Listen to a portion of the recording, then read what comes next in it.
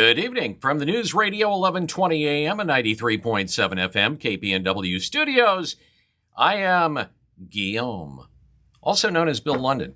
I co-host the Wake Up Call 6 a.m. to 9, Monday through Friday mornings here on KPNW, streaming worldwide and live at kpnw.com. And this look at the entertainment that is Oregon is brought to you by Dr. Michael Bratland of Chris Dental.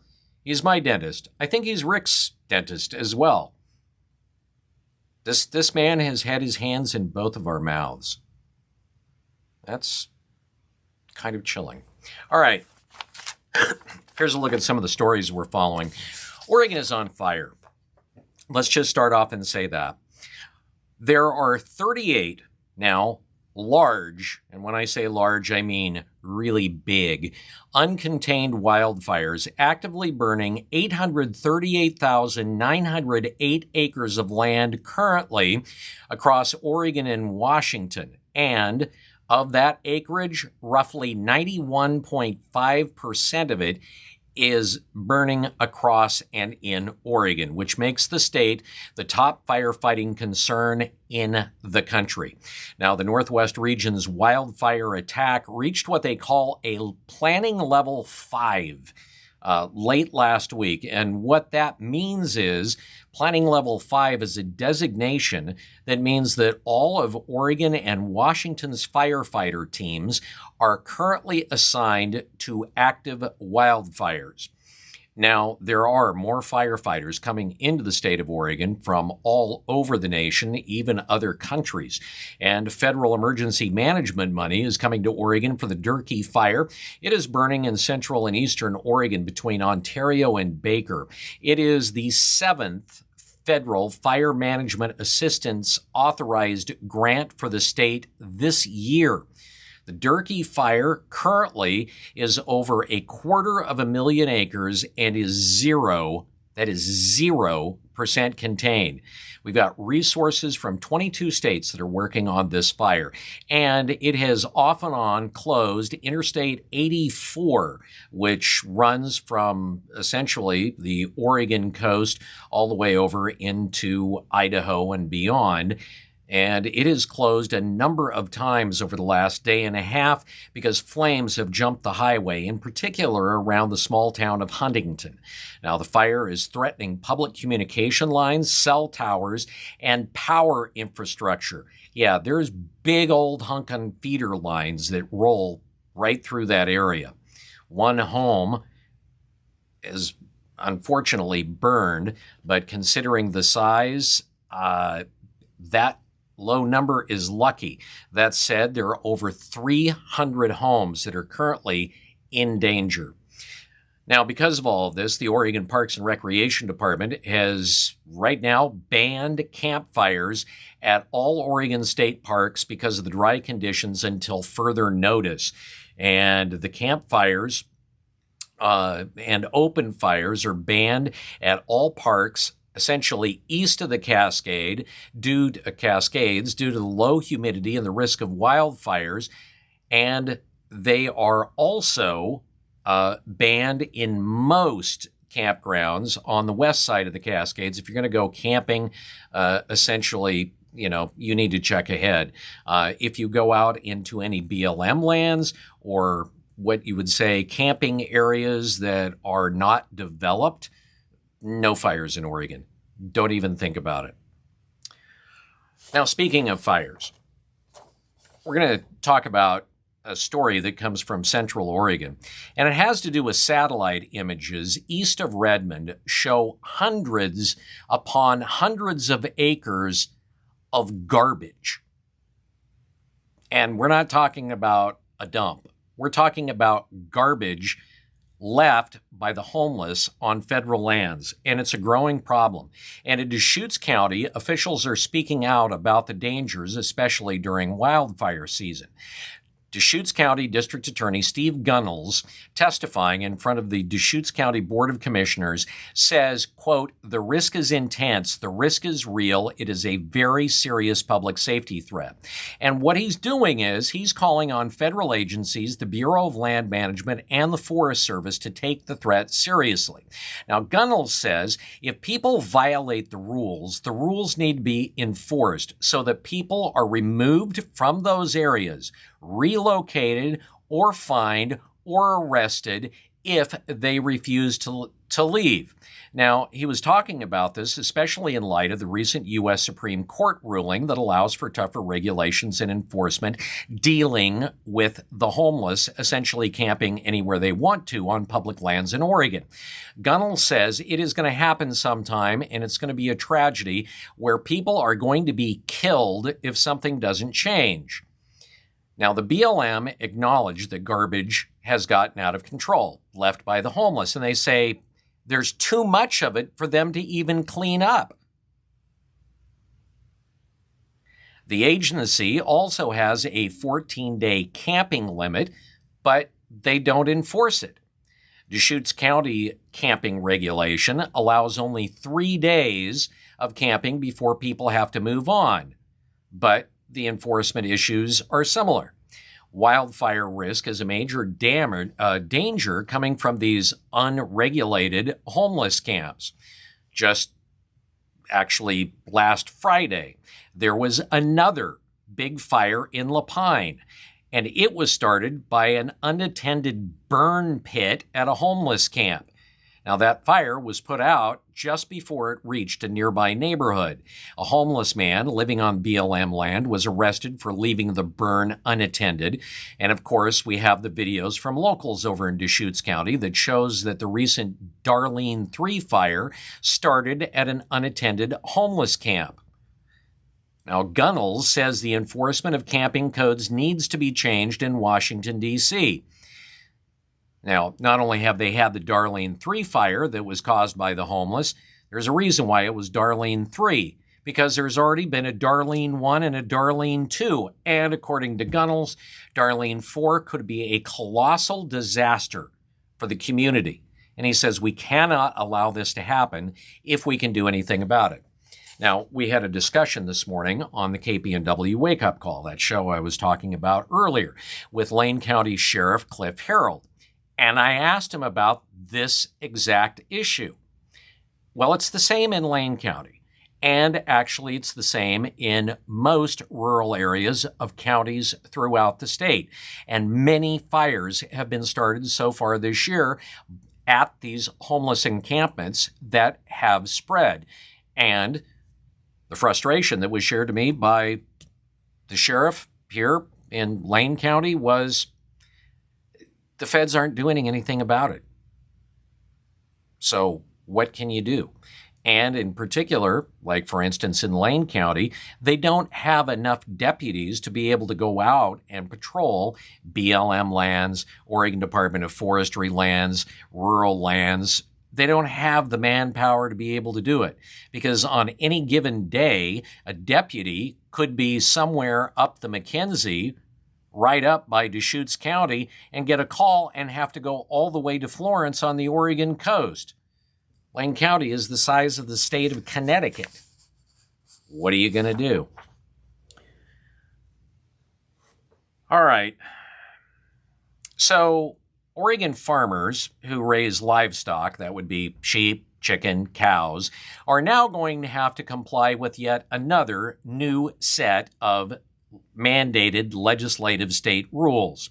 Environmentalist groups say the changes bring clarification on to who qualifies for a permit reserved for large commercial livestock farms, and agriculture trade groups are saying, great, even more undue burdens and limitations on people trying to make a living producing food. The Oregon Department of Agriculture is now wrapping up a process they started after environmentalists lobbied state legislators for more regulatory oversight on large commercial livestock farms. Actually, it's not oversight. We need to call it what it is, trying to control them and eliminate them. The agency is proposing a number of changes to the state's so-called Confined Animal Feeding Operation, or CAFO. It's a permit program, and it's the result of Senate Bill 85 and a so-called reform package that was signed by Oregon's Governor Tina Kotek. And the changes will include much stricter water use and major construction requirements, as well as what they call a clarified definition of the CAFO. So CAFO essentially is a permit, and it limits and outlines what water can be used, how much it can be used, and where it comes from. Now, that could be anything from rivers, lakes, creeks, groundwater on private property, anything like that. On water use, livestock farmers will only be able to use 12,000 gallons of water per day for animal drinking water. So you got more cows that drink more than 12,000 gallons of water? Well, looks like you either better get rid of them or face fines and potentially the state closing your doors. Before, livestock farmers didn't have to disclose how much water they were using or where they planned to get it from. And how do you measure how much water a cow drinks a day out of some drainage ditch? Anyway, the Oregon Farm Bureau, the Oregon Dairy Farmers Association, and the Northwest Chicken Council view the regulation as unneeded and more burden on an industry and, of course, the local food supply chain. All of this falls in line with an environmentalist war on ag in the state and by progressives by constricting land, water, grazing rights, and they've even made it easier for distant neighbors of proposed livestock operations, and that could be chicken farms, sheep farms, or otherwise. It gives them more tools to be able to stop these things from happening on property that in many cases doesn't even enjoin those. Now, here's the irony.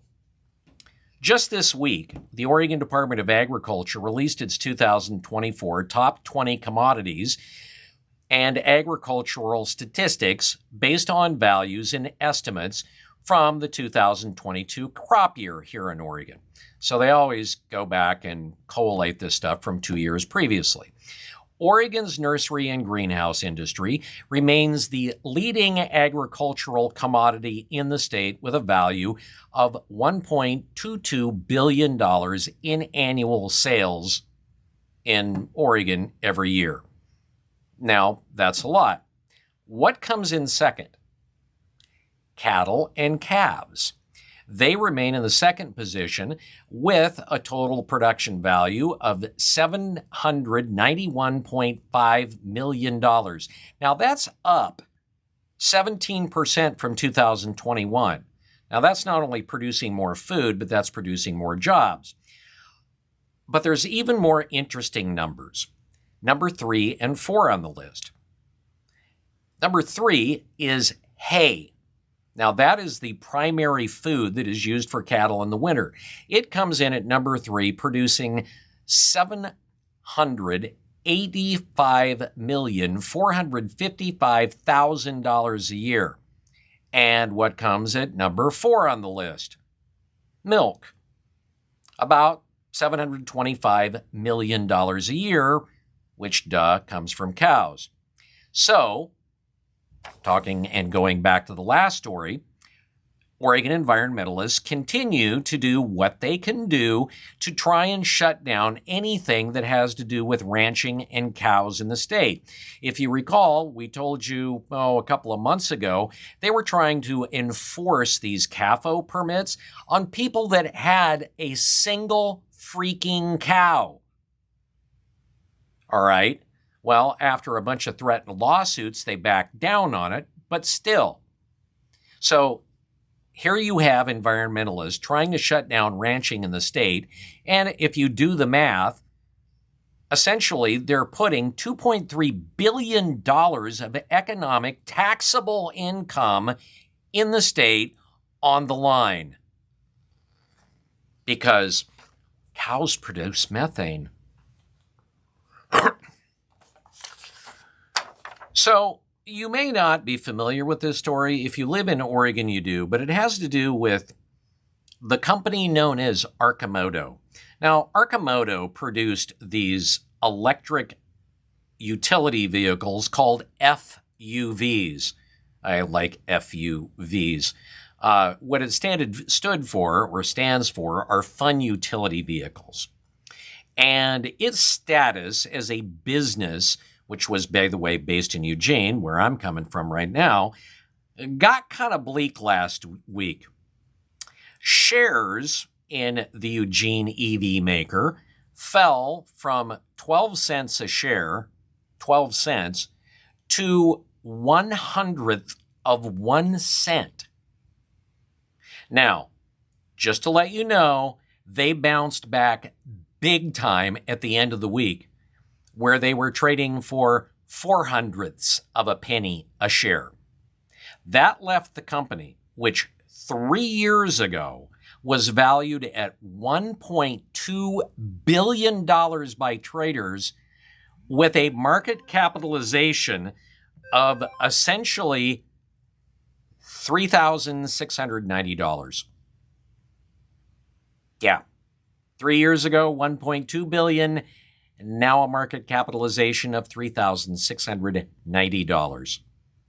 And that rally I told you about at the end of the week, the data shows that three stock trades late in the day Thursday of last week totaled 950 shares.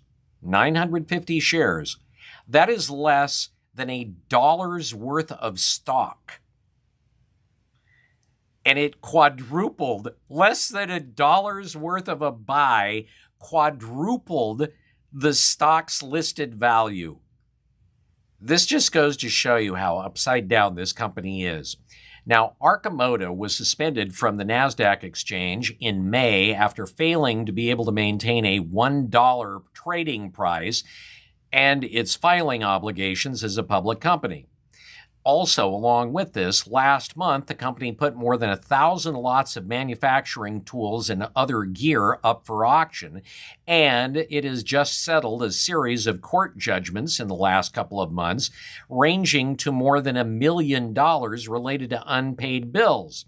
However, the CEO, Chris Dawson, who incidentally came from Tesla, has just said recently that the company is not shutting down, it's regrouping.